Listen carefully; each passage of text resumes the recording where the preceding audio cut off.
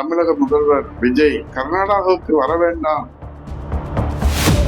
எடப்பாடியார் உள்ளிட்ட அனைத்து கட்சி கூட்டத்தை கூட்டுங்கள் என்று சொன்ன போது கூட அரைவேக்காட்டுத்தனமான அணுகுமுறையை கையில் எடுத்து நடைபெற்றுக் கொண்டிருக்கின்ற விஜய் தலைமையிலான தாவேக அரசில மின் இணைப்புக்காக காத்திருக்கும் 2 லட்சத்திற்கு மேற்பட்ட விவசாயிகளுக்கு இதுவரை எந்த அறிவிப்பு வெளியிடாமல் இது குறித்தான அறிவிப்பு கிணத்திலே போட்ட கல்லாக இருக்கிறது.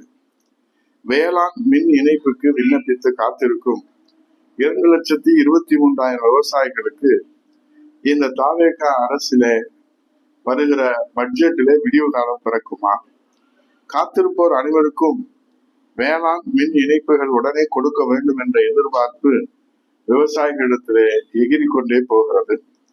தட்கல் திட்டத்திலே 6 மாத காலத்திற்குள் மின் இணைப்பு வழங்கும் என்ற அறிவிப்பை நம்பி மின் இணைப்பு திரும்ப பெற முடியாத முன் வைப்பு தொகையாக 3 லட்சம் முதல் 5 லட்சம் வரை செலுத்தி கடந்த காலங்களிலே காத்திருப்போரின் எண்ணிக்கை 30,000க்கு மேல் உள்ளது. சராசரியாக தலா 3 லட்சம் என வைத்துக் கொண்டாலும் கூட சுமார் 900 கோடிக்கு மேல் விவசாயிகளின் பணம் அரசிடம் இன்றைக்கு வைப்பு வைக்கப்பட்டுள்ளது. மின்சாரத்துறையில் 36,000 கோடி ஊழல் திமுக ஆட்சியில் நடந்திருப்பதாக வெள்ளை அறிக்கையை வெளியிட்டவர்கள் இந்த 900 கோடி குறித்து மின் இணைப்பு குறித்து எந்த அறிவிப்பும் வெளியிடவில்லை. ஏன் என விவசாயிகள் கேள்வி எழுப்புகிறார்கள்.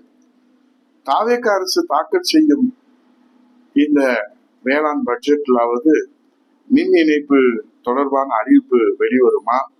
ஏற்கனவே தொடர் மின்வெட்டு, மின்வாரிய தலைமையகத்திலே ஹார்ட் டிஸ்க் திருட்டு என கடந்த 3 மாதங்களில மின்சாரத்துறையில் பல சர்ச்சைகள் எழுந்திருக்கிறது.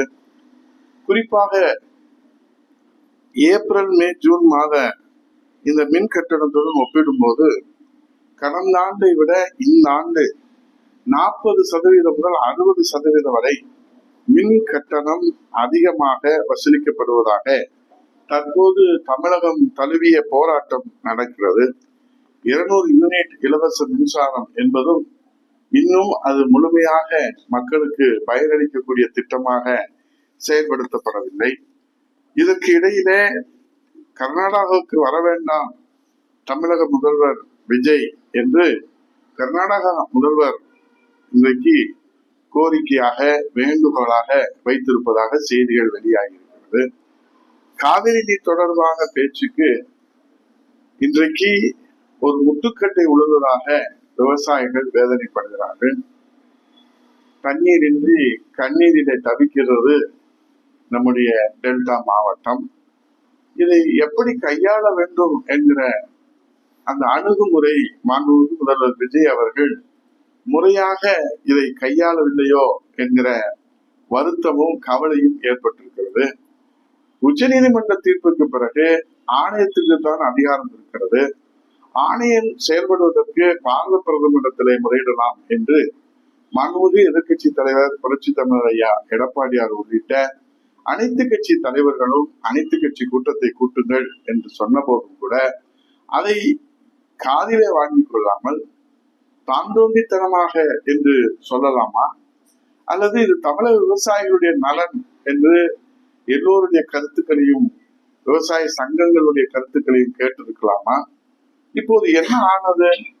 முட்டிட்டு குனிகிற கதையாகத்தான் இது நாம் பார்க்கப்படுகிறது. முறையான அந்த பாதையிலே சென்றால், நாம் சரியான பாதையிலே சென்றால் ஊர் போய் சேர முடியும் என்பதை போல இன்றைக்கு ஜூன், ஜூலை மாதத்துக்கான தண்ணீரை நாம் பெற முடியவில்லை. ஆணையம் உத்தரவிட்டு நீர் ஒழுங்காற்றுக்குழு கொடுத்த தீர்ப்பை வலியுறுத்தி ஆணையமும் அந்த தீர்ப்பு செல்லும் என்று 3,500 கனஅடி மாதத்திற்கு டிஎம்சி தண்ணீர் திறந்துவிட வேண்டும் என்று சொன்னதற்கு பிறகும் கூட அவர்கள் அதை நாங்கள் மேல்முறையீடுக்கு செல்வோம் என்று சொல்லுகிறார்கள்.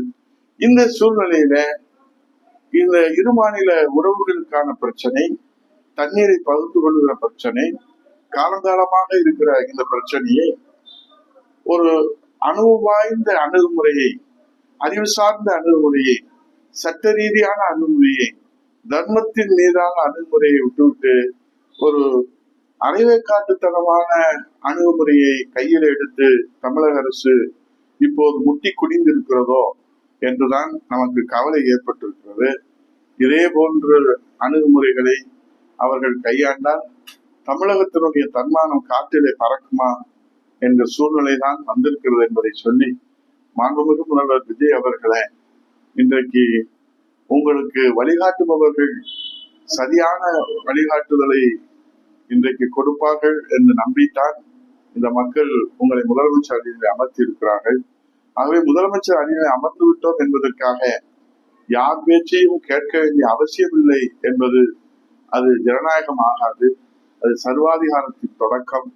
ஆகவே இந்த காவிரி நீர் பெறுவதிலே விஜய் அவர்களுடைய சர்வாதிகாரம் இன்றைக்கு வெளிப்பட்டிருக்கிறதா, ஜனநாயகம் வெளிப்பட்டிருக்கிறதா என்பதை மக்கள் தீர்ப்புக்கே விட்டு வணங்குகிறேன். நன்றி, வணக்கம்.